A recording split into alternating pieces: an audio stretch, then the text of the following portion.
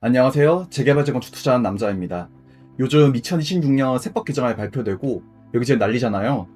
뭐 종부세가 어쩌고 보유세가 어쩌고 다들 뭐 계산을 엄청 복잡하실 겁니다. 저도 이번에 나온 정부 정책 발표도 정말 꼼꼼하게 살펴보면서 고민 많이 했습니다. 근데 사실 재개발 투자자한테 이번 세법 개정안 솔직히 큰 타격 없습니다. 오히려 똘똘한 한 채라고 불리는 고가 아파트들 들고 계신 분들이 머리가 많이 아프실 거예요. 보유세, 종부세에 대한 공제 한도 등이 변경되면서 이제 정말 몇 천만 원씩 세금을 내셔야 되거든요.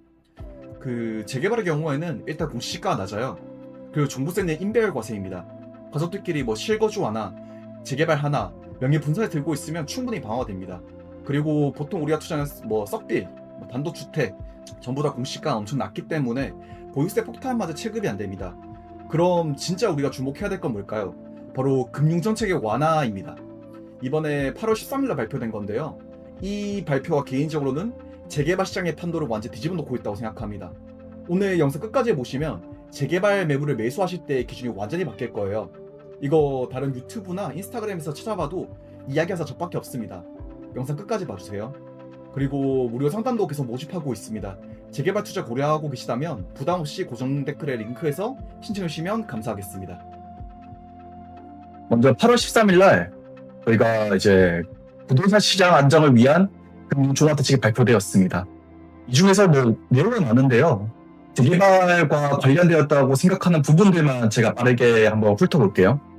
먼저 쭉쭉 내려가 보시면 추진 배경, 핵심 추진 과제 이런 것도 나와 있고요. 저희가 봐야 되는 부분은 먼저 첫 번째로는 이주비 대출 LTV 산정 방식 합리화입니다. 지금 현재 LTV 심사 시에는 종전 자산가의 평가액을 기준으로 담보가치를 산정합니다. 즉 간단히 말하자면 정비사업 시에 저희가 조합원 분양을 할 때 보통은 감정가액을 통보받게 되거든요. 그 금액에 대한 40% 대출을 해주신다 보시면 될 것 같아요. 다만 이번에 개선된 상황은 종전 자산 평가액 그리고 종무 자산 평가액 중 큰 금액으로 변경된다는 것입니다. 즉 정비사업 종료 후 신축 주택의 가치 추산액을 기준으로 대출이 나온다는 건데요. 아마도 조합원 분양가 기준으로 나올 가능성이 높습니다. 예를 들자면 내가 가진 물건의 가치가 1억 원인데 기존에는 이주비 대출 4천만 원밖에 안 나왔겠죠. 그럼 40%를 적용하면. 그런데 이제 분양받는 아파트가 10억이라면 4억까지 대출이 나오는 겁니다. 그렇기 때문에 사실상 자금 부담이 매우 크게 완화되었다고 볼 수 있어요. 과거에는 초토화 가진 매물들, 특히 뭐 무허가 건축 같은 경우에는 보증금 반환을 내도를 해야 되는 문제가 있었습니다. 그렇게 보증금 규모가 크다면 사실 이 자체가 부담이었다고 보시면 될 것 같아요. 재개발 상품 중 이주비 대출만으로는 보증금을 막을 수 없는 경우가 있기 때문입니다. 근데 이제 이주비 대출이 종전자산이 아니라 종자산 기준으로 나오기 때문에 초토가 저렴한 물건의 경우에는 결국 이자를 내겠지만 이제 대부분 입주 때 남은 투자금을 채워 넣는다 보시면 될 것 같아요. 그리고 남은 투자금은 전세로 채워 넣어도 되고 잔금 대출을 갈아타게 해도 됩니다. 즉 내가 낼 필요가 없는 돈이 되어버린 거라 보시면 될 것 같아요.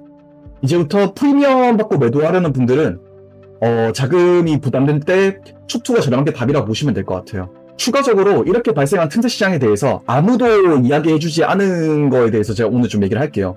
솔직히 이 정보 하나만으로 다른 데서 몇백만 원짜리 컨설팅 하시는 분들도 있을 것 같아요. 개인적으로 이번 정책으로 무허가 건축물이 크게 각광받을 것 같습니다. 무허가 건축물의 경우에는 뭐 입주권에 대한 문제가 없다는 전제하에 다만 권리가액이 없다 보니 보증금을 내 돈으로 냈었어야 돼요. 무허가 건축물이라고 해서 무조건적으로 썩빌인 건 아니거든요. 상태가 좋은 물건도 간혹 있습니다. 그런 경우에는 뭐 보증금이 1억, 2억씩 들어가 있기도 한데 그런 경우에는 1억, 2억 원에 대해서 나중에 추가적으로 돈을 주려고 하면 사실 내 돈으로 메꿔야 된다는 단점이 있었거든요. 근데 이제 그 단점이 완전히 사라지게 됐습니다. 그리고 무허가 건축물의 가장 좋은 거는 뭐죠? 이 소위 말하는 뚜껑에 대해서는 취득세가 2주택자라고 하더라도 8%가 아니라 4.6%입니다. 그리고 종부세, 보유세에 대해서 사실 부과된 게 거의 없죠. 명의만 사람이 다르면 보유세 해봤자 몇십만 원도 추가될 거고 종부세는 인별과세이기 때문에 대상이 아닙니다. 그렇기 때문에 저라면 성년 자녀가 있다면 자녀에게 사줄 것 같아요. 나중에 자녀가 세대 분리할 때 그냥 그 아파트 갖고 나가버리면 양도세 문제도 해결되고 뭐 취득세야 뭐 4.6% 내면 되고 뭐 보유세, 종부세 이런 부담도 거의 없습니다. 그렇기 때문에 사실 이 부분은 또 다른 틈새 시장이 열렸다고 저는 보여지거든요. 그래서 향후에는 지금도 사실 무허가 건축물에 대한 프리미엄이 다른 매물보다 높습니다. 다만 이러한 이점이 이제 사람들이 인식을 하게 된다면 점점 더 많은 프리미엄이 붙게 될 것 같아요. 두 번째로는 쭉 내려가 보시면 전세자금 대출에 대한 것입니다. 현행은 다주택자, 투기과열, 투기지역 투기과열 아파트 중 3억 초과 취득자에 대한 전세 대출 보증을 제한하고 있어요. 즉 전세자금 대출이 안 된다 보시면 될 것 같습니다. 이게 강화돼서 투기적 목적의 비거주 1주택자 등으로 확대가 됐는데요. 제가 주목하는 부분은 이 규제 대상이 아파트로 한정된다는 겁니다. 즉 빌라 갖고 있는 사람들은 적용이 안 돼요. 그럼 뭐다? 재개발 투자하시는 분들은 전세자금 대출이 여전히 잘 나옵니다. 그렇기 때문에 재개발을 1주택으로 투자하시는 분들 중에서는 실거주에 대한 고민이 많으신 분들도 있을 거예요. 재개발을 매수해서 실거주하시는 분들도 있지만 다른 곳에서 살고 싶은 분들도 많기 때문입니다. 저도 재개발 투자를 하면서 사실 그곳에 살기는 좀 어렵다 보니 다른 곳에 거주를 하고 있거든요. 이번 개정을 통해서 투기과열지구 비거주 1주택자는 전세자금 대출이 거의 막혔다고 볼 수 있지만 재개발은 여전히 가능합니다. 그게 포인트예요. 즉 전세를 살면서 여전히 아파트처럼 투자가 가능하기 때문에 비거주 1주택자 입장에서는 현재 토지로 묶여있는 아파트를 투자하고 싶어도 투자를 못하지만 재개발은 열려있다라고 봐주시면 될 것 같습니다. 그리고 아직 재개발 중에서는 주변은 크게 상승했는데 프리미엄이 아직 못 따라가는 물건들도 좀 있어요. 개인적으로는 틈새 투자 시장을 만드는 기준 중 하나라고 생각합니다. 제가 좋아하는 유튜버 중에서 송혜구 작가님 계시는데요. 그분이 하신 말씀 중에서 저는 와닿은 게 왜 당신은 부자가 아닌데 왜 내 집을 살려고 하냐라고 말씀하신 게 있습니다. 분명히 재개발 투자하면 일반 아파트 투자한 것보다 수익률이 훨씬 더 좋습니다. 시장 수익률을 넘으려면 이러한 방법도 있다는 점 오늘 영상을 통해서 생각해 보시면 좋을 것 같습니다. 그리고 이제 그 다음으로 넘어가서 세 번째 포인트는 정말 의외이실 텐데요. 청년 주거 지원 중에서 이번에 자가로 월세로 집 사는 청년 미래 보금자리론이 신규 출시됐습니다. 사실 이 정책이 나오고 난 뒤에 욕을 정말 많이 먹었어요.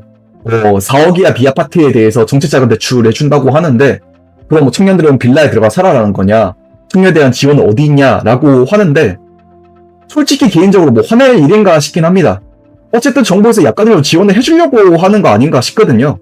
그렇기 때문에 청년들은 분노를 하기 전에 이걸로 혹시 내가 돈을 벌 수 있는 길은 어디 있을까를 고민하는 게 저는 가장 중요하다고 생각합니다. 그런 의미에서 재개발 빌라 중에 괜찮은 게 있고 4억 이하라면 그걸 노리시면 돼요. 즉 내가 이 정책을 통해서 지금 아파트 가격이 크게 상승하고 있는데 이 아파트의 상승분만큼 다른 대체 투자가 먹을 수 있는 게 뭔가를 고민해 보시면 됩니다. 그럼 답이 나오거든요. 재개발 빌라입니다. 4억 이하 매물 솔직히 지금 서울 수도권에 거의 없어요.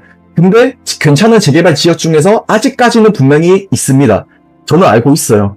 그렇기 때문에 만약에 청년이라면 내가 그래도 4억 원에 대해서 이제 한 70% 80% 대출이 나오면 1억 정도는 필요하거든요.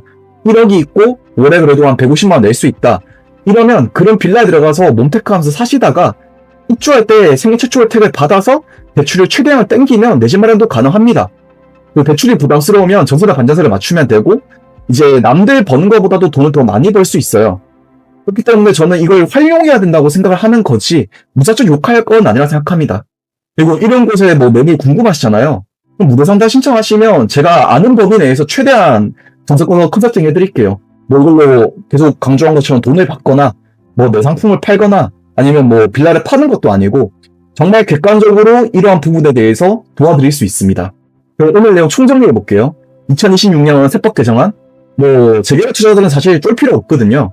오늘 돈의 흐름을 쥐고 있는 금융 정책을 한 번 더 보신 걸 추천드립니다. 첫째, 이주비 대출 완화로 이제는 무조건 초투가 가벼운 물건이 정답이다. 그리고 초투가 가벼운 뚜껑 같은 경우에는 또 새로운 틈새 시장 투자 상품이 될 수도 있다. 둘째, 아파트 보유자와 달리 재개발 빌라 보유자는 전세자금 대출 열려있다. 그렇기 때문에 실거주와 투자를 분리할 수 있는 방안도 여전히 유효하다. 그리고 세 번째는 청년들 비아파트 대출 지원에 대해서 너무 화내지 말자. 틈새 시장이 열린 거다. 그리고 돈이 없는 투자자라면 실거주를 하면서 내가 이제 다른 아파트 상승분만큼 먹을 수 있는 방법도 고려해보자. 이렇게 정리됩니다. 겉으로 보이는 뉴스 헤드라인만 보고 지레 겁먹을 필요 없어요.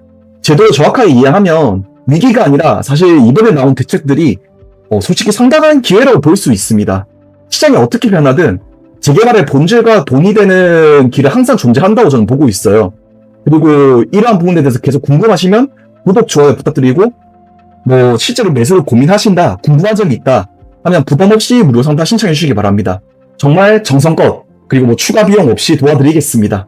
오늘 영상도 끝까지 봐주셔서 정말 감사하고 좋은 하루 되시길 바랍니다. 감사합니다.